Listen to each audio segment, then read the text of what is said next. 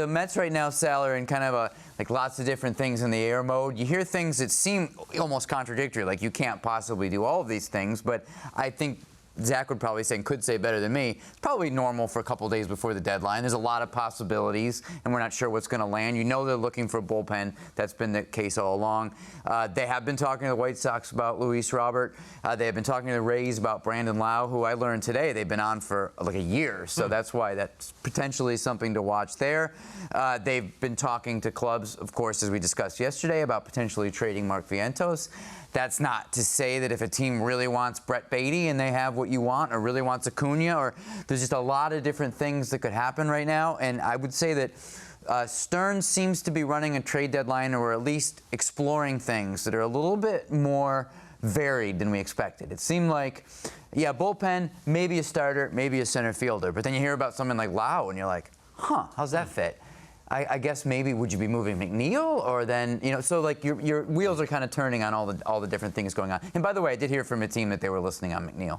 Oh, that the Mets were listening on McNeil. And that doesn't mean they're going to move him, but they seem to be open to a lot of things. Right? Well, you mentioned about Lau and his potential fit. How does he fit? Well, I mean, he's basically your Brett Beatty upgrade. I mean, that's what he's a more trusted, more veteran guy with better numbers. So, I mean, he's got 19 home runs, I think, in his past 60 games or so. He's hitting close to 300. He's got like a 700-plus OPS. So, I mean, listen, they've been trying to figure out what to do with Brett Beatty for years now. So here they are. They have Brett Beatty, what they wish Brett Beatty could be, and Brandon Lau. So you can see why he'd be attractive and be a good fit at second base. They can figure out the rest of it after that. I think there's a club option for $11 million after that to keep him around. So, yeah, he's a more trusted guy. He has postseason experience. They're going to be playing a lot of heated games lately. He's a guy you trust.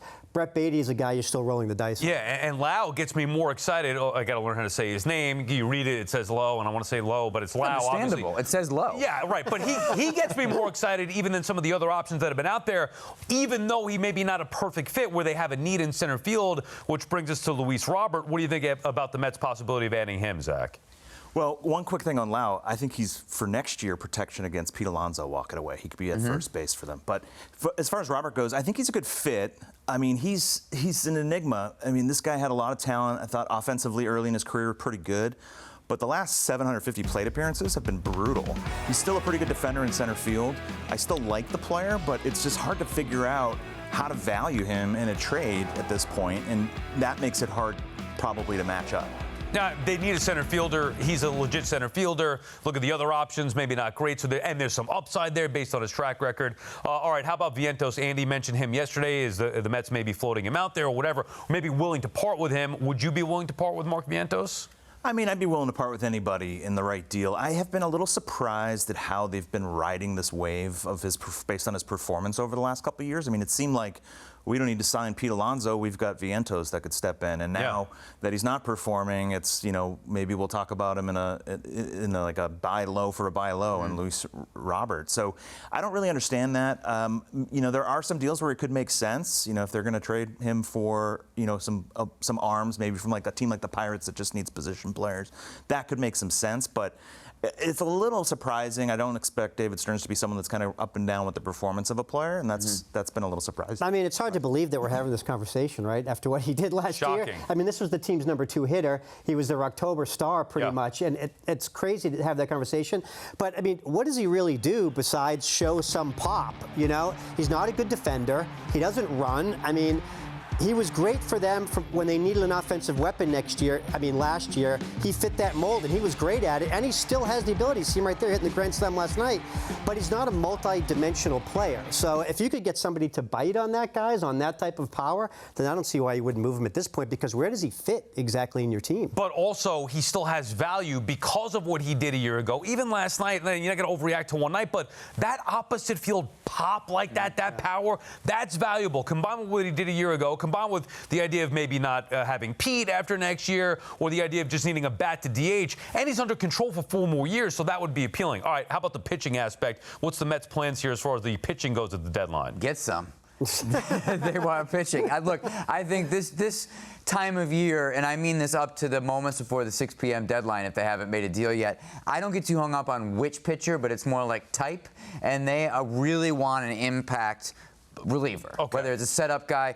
They've understood that Ryan Stanek in the 8th inning of a World Series game is not necessarily the way you want to go. They've already been working on the bullpen with Gregory Soto, and Brooks Raley coming back has helped too. So they want to add to those guys and improve their bullpen because they know that they don't have a championship caliber bullpen right now.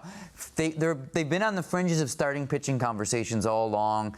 Keller, Severino, guys like that, but really, I think the target has been bullpen, if nothing else. That is refreshing to hear because I feel the same exact way. High leverage bullpen arms, that is the path to a World Series. Dave, give me a specific arm you think the Mets should target. Well, I mean, I like the Twins' Griffin Jacks. I mean, I know that's not exactly a news flash. His name's been out there quite a bit. And the main reason I like him is the strikeouts. I mean, his strikeout percentage is off the charts. I mean, I think it's 37%, 7th in the league, right below two pretty good strikeout guys in Diaz and Josh Hader. So he's in good company with that. He's a 6-pitch pitcher. You don't really need that as a reliever, but he has a lot of weapons. And I like the strikeouts late in games. His numbers otherwise aren't great. ERA, his whip. But the strikeouts stand out to me, and I think he'd be a good for back into the bullpen. I took a slightly different approach when I was thinking about it. I know bullpen is probably where their focus is, but Edward Cabrera in Miami is he's such a good arm. There's still some upside there. I like a lot of the changes they've been making there to make him more of a sinker slider guy this year. And you know, you're going to need a lot of arms, whether it's starters or relievers. You know, maybe Holmes hits a wall and has to go in the bullpen, or maybe Cabrera's in the bullpen lighting up. So. You know, it was hard to kind of figure out who's a guy they should target.